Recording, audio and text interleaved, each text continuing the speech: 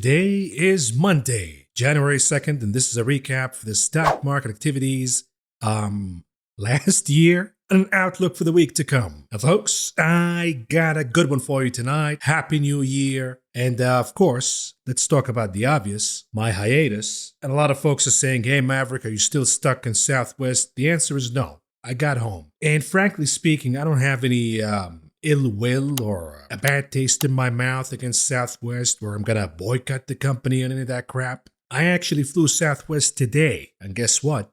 They delayed my flight. Can this company get its shit together or what? And I know a lot of you, when you get mad about these companies treating you badly, be it airline companies or whatever, you turn into a Karen. I want to speak to the manager. I want to see the manager. Meanwhile, when they treat me badly, I don't need to see the manager. I just smile, go back home, and short their stock. And guess what? This is exactly what I did, shorting Southwest. And so far, so good. Cheers to that. While you wait for your refund, the guy you're listening to right now already made his money back. No need for a refund, baby. Keep that money. You see, if most Americans did this instead of complaining to the manager, or I'm going to give you a bad review, you think they give a shit? Of course not. The only language they understand is money. And that's all there is. So for all Americans, we get treated badly, or there's a company that doesn't respect our values or whatever, if we all collaborate and short the stock of that particular company, you watch how fast customer service in America will improve. Now, with that being said, my experience with Southwest is not that bad, but look at this, for example. You got the bride who missed her wedding, lost thousands of dollars, and spent New Year's Eve alone. And rumor has it, upon the news, the groom-to-be breathed a sigh of relief and sent a thank you letter to Southwest. You dodged the bullet, buddy. But anyhow, I'm really bummed out that I did not do a New Year's Eve show. I did not do a New Year's Day show. And the reason is I got arrested over New Year's Eve for punching a certain PIMCO manager in a nightclub. But all joking aside, I got to see Bill Gross. And he lived up to his name. He was actually gross. And you know how you ask tall people to reach to the top of the shelf? I asked Bill Gross to tie my shoes because he can do it without even bending down. But folks, these are all jokes. They're intended for humor purposes. Humor is a thing that human beings been doing since the cave era. And there is light humor, there is dark humor. And as you can tell, I'm a dark humor kind of guy. So rest assured, relax. You don't have to cry. You don't have to call your counselor. You don't have to grab your coloring books. You don't have to wear a new diaper. And matter of fact, while you're at it, you might want to start one of these New Year's resolutions. And I got a suggestion for you. I got a suggestion for the entire country, which is, how about you stop being whiny little bitches? That's what's ruining the planet right now. Forget about the climate. It's whiny little bitches who take the fun out of anything and everything. For example, I've been watching this New Year's Eve on CNN. And when I'm hammered and I'm watching New Year's Eve on TV, I want to see two mid-aged gay dudes getting blasted live on TV. But not this year. They took the alcohol away. And the reason is some recovering alcoholic might find that offensive and uncomfortable. How about don't watch the show? Stop being a whiny little bitch and let the rest of us have a little fun in life. And while it breaks my heart that I've been in hiatus, but when you look at the market all in all, nothing happened. The market remains within range. The so-called Santa rally, yeah, where is Santa? Is he over here? Is he over there? I don't know, because I don't see Santa. So I did not do any heavy trading at all besides the call options on Tesla, which what was it, Monday, Tuesday, when the stock was down by 8%? I almost shit my pants. But you know what I did? I averaged down. And because I averaged down, the stock popped higher again. Now we're in the money, baby. And most importantly, and you might want to pay attention now because this is the important stuff. A lot of folks, when they talk about options, it's how much you made, 1,000%, 2,000%. When the real deal when it comes to options is how low is your entry cost relative to the trade being in the money by expiration date. And you can lower your cost by selling upside calls when the stock pops. Calendar calls. You got the January or the February calls, for example. And last week, when the stock popped higher on Thursday, I sold the 125 calls. And I raised a bunch of cash. Raising that cash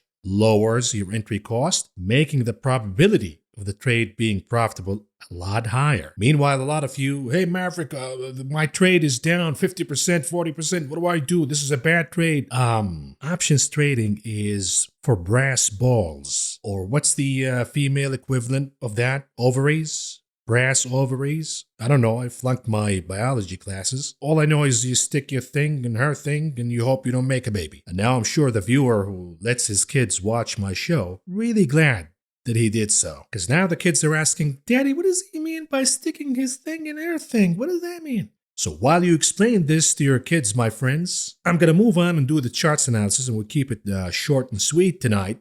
We're going to look at, most importantly, the monthly charts and what do we see in this year for the major indices. And tomorrow, we're going to be back in full blast. Guaranteed. I'm here. I'm doing the show, and nothing is going to stop me. And of course, for the members of this channel, since you did not get a show on Sunday, New Year's and all of that, you're going to get my portfolio review where I go over each name in my long and short portfolios while presenting the case from both the fundamental and the technical standpoint. And speaking of, let's do it. Here it is.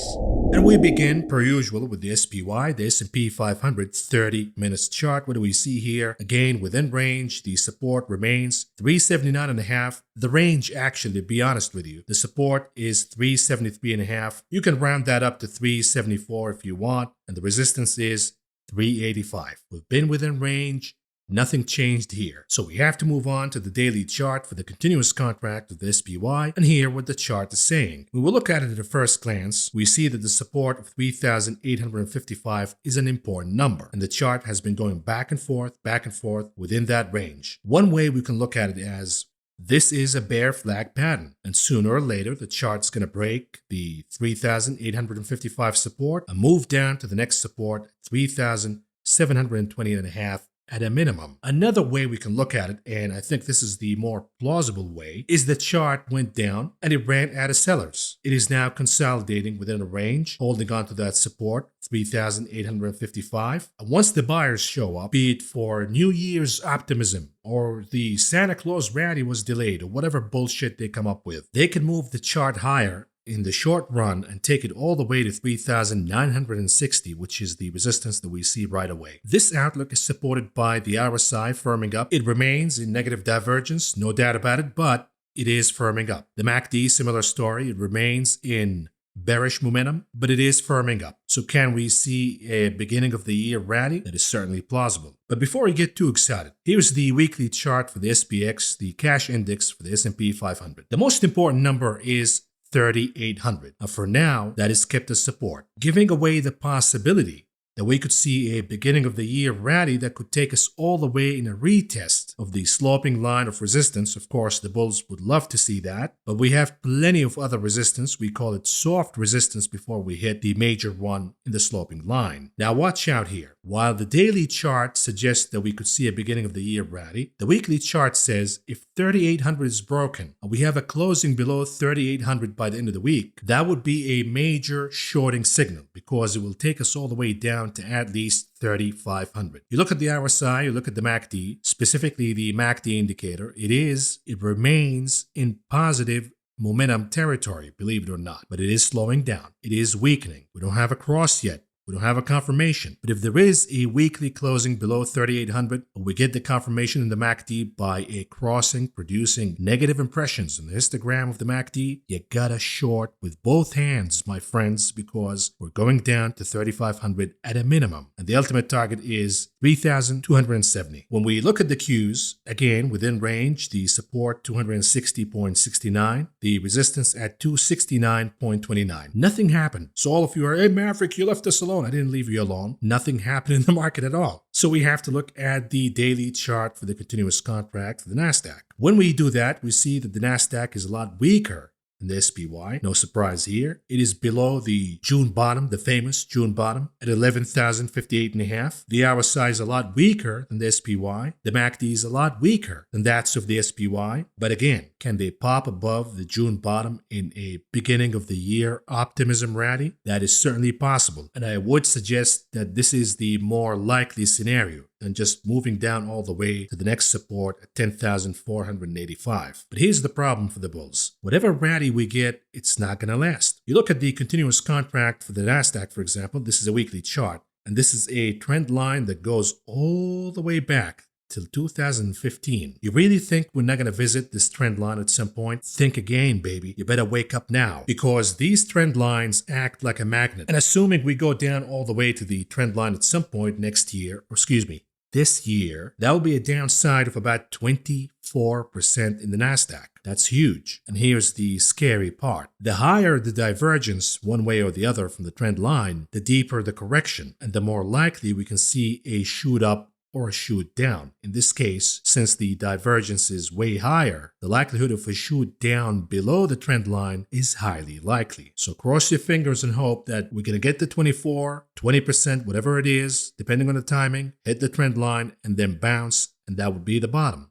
Otherwise, things will get really, really ugly. And it all depends on two names, Apple and Tesla. And I will show you the targets in the worst case scenario for those two names, Apple and Tesla. And if they go down to their worst case scenario, you bet the NASDAQ will go down not only to the trend line, but pierce and overshoot below it. Another way we can look at it is by the NDX chart. This is the NASDAQ 100. While the continuous contract is a lot scary because we're looking at a long range weekly chart, let's look at a shorter range for the weekly chart for the NDX. We have a clean rejection from the trend line once again, and you look at the MACD indicator specifically. It is getting closer and closer to cross and produce negative impressions on Instagram. But I don't think they're going to make it easy for us. I think they have one more rally to come to push it a little higher, to give it a shot that we have New Year's optimism rally or whatever, and then they ultimately fail. We get the crossing in the MACD, and we go down all the way to at least 9,576.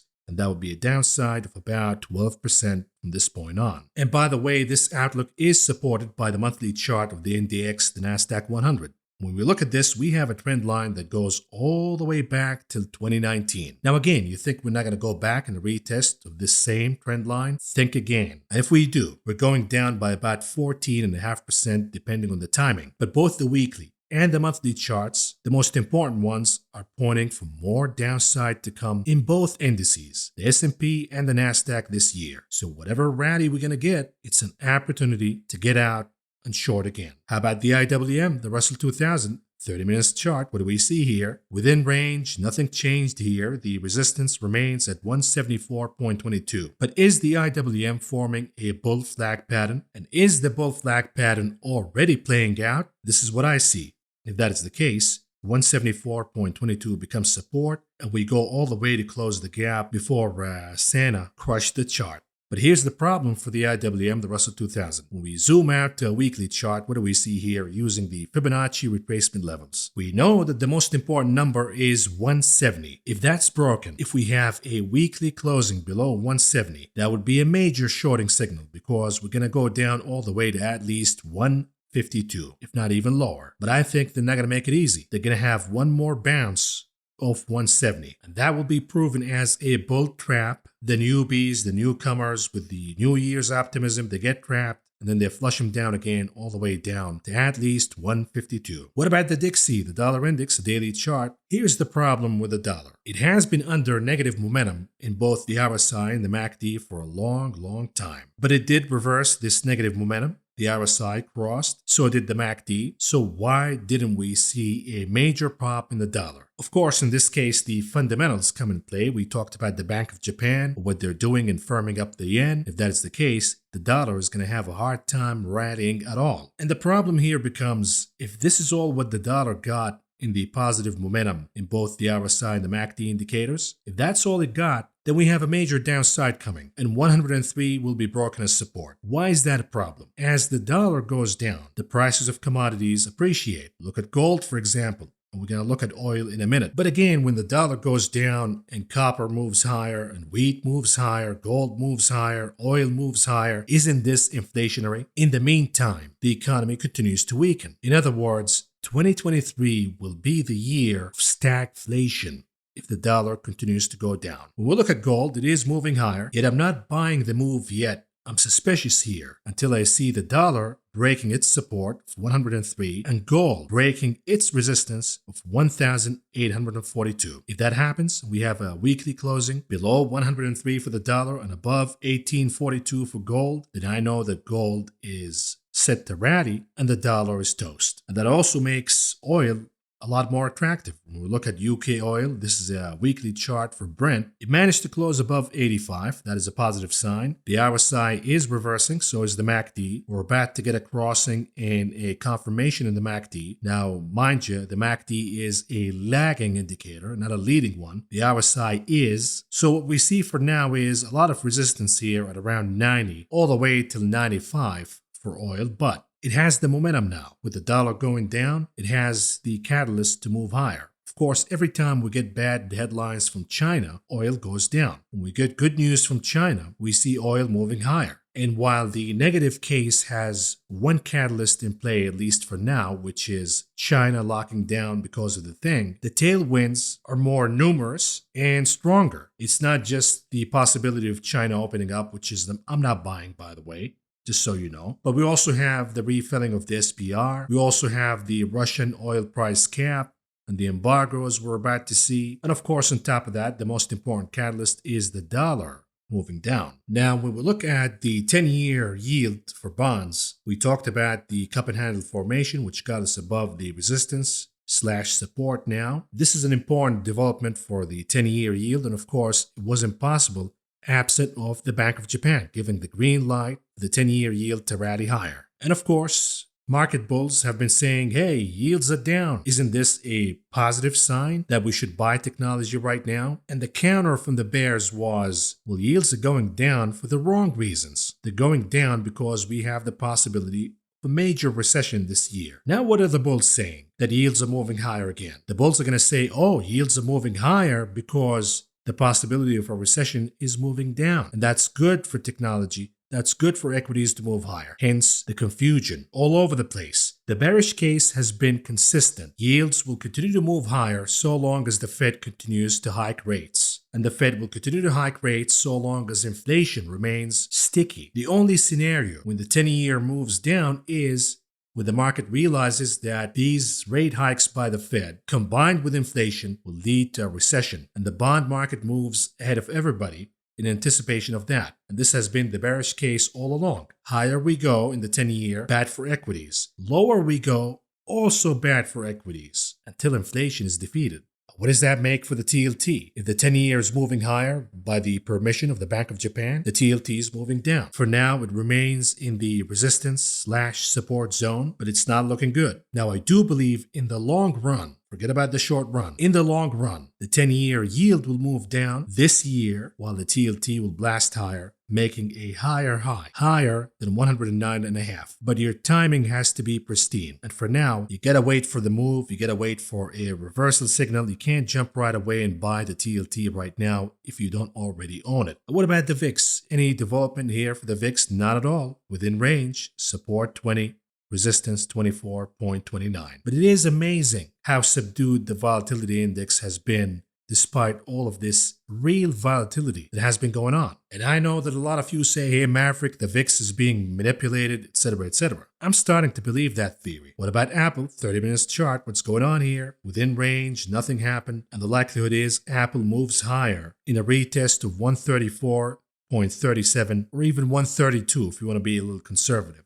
Maybe in anticipation of this move higher, you buy the 132 calls, you sell the 135, short run, nothing long run, because when we switch to the weekly chart for Apple, what do we see here? Remember that we have a zone of support, which is a really important zone. It goes all the way back during the stock split mania in the summer of 2020. And it's not a matter of if, it's a matter of when Apple falls all the way down in this zone. And let's say it makes it all the way the mid-range of this zone, that would be a downside of about 14%. Now, do you see any correlation between the NASDAQ going down to the trend line, and that would be a downside of about 14%, and also Apple going down to its support zone, which also comes hand in hand with a downside of about 14%. Now things are clicking. The NASDAQ goes down by 14% because Apple is going to go down by 14% at a minimum. And here's the worst case scenario. We do have support zone number 2, which goes all the way down to the 2020 bottom. If Apple falls to the mid-range of that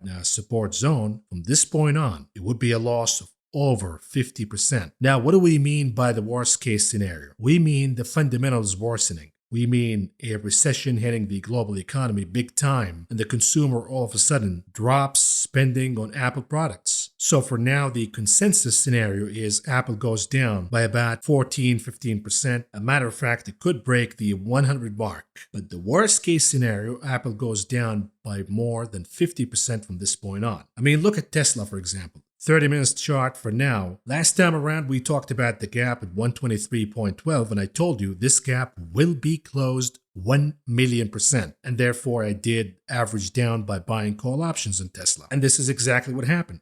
So where does the chart go from here? The answer is, if we clean it up a little bit and we use a line chart instead, what do we see? A possibility of a reverse head and shoulder. If that is the case, we go all the way to 130.77 at a minimum. But here's the problem for Tesla. Just like Apple, it has its own support zone, and this support zone coincides with the stock split mania in the summer of 2020. Now, the lower range of this support zone is 110. And in this case, Tesla, the souffle, bounced pretty much exactly from 110, a little less than that, but you're not going to get it precisely because the algos do their thing, the traders do their thing, but the message is clear. Tesla caught support. In other words, we're anticipating a rally here. And of course, we got the deliveries, they're below expectations. The slowdown is clear, but it defies the extreme negativity that we've seen in the name as of late. I mean, the name lost, 40% in a single month? So I think we're going to see a bounce here in Tesla, and this will lead the Nasdaq higher in the short run. The problem becomes, what if Tesla meets its worst case scenario? If that happens, we have a downside of over 69% from this point on if Tesla indeed goes down to the mid-range of the next support zone. The low of that support zone happens to be the low of 2020. And Tesla is now becoming a leading indicator of Apple, so keep that in mind. And last but not least, what about tulips? Bitcoin, what's going on here? No update at all. We have a bear flag pattern that is not playing out for now because the chart is giving buyers the opportunity to buy. If the buyers do show up, let's say in a New Year's optimism rally, a risk-on rally, we could see Bitcoin moving higher, along with the Nasdaq, along with Tesla, etc. But I would not bet on it, not in the long run at least, because the ultimate destination for Bitcoin is 15,000 at a minimum. That is support number one, and then we're going to take it from there. Moving on to the conclusion of this video, what do we have on the economic calendar this week? Tuesday, tomorrow, January 3rd, we have the manufacturing PMI and construction spending. On Wednesday, January 4th, we have the ISM manufacturing index, along with the JOLTS, job openings and quits, along with the FOMC minutes and motor vehicle sales. Now, Thursday, the 5th, we have the ADP employment report, and we have the U.S. services PMI. And lastly, on Friday, the 6th, the most important day of the week from a macro perspective, we have the non-farm payrolls. That will be important, along with the ISM services index, and lastly, factory orders. And with that, folks, short program tonight, but we're going to be back in full force tomorrow. Thank you all for a great 2022, and I'm looking forward for this year. 2023. Happy New Year to all of you. Thank you for all of your support and the kind words throughout last year. It meant a lot. With that out of the way, thank you for listening. Thank you for watching. And I will talk to you again tomorrow. Good night.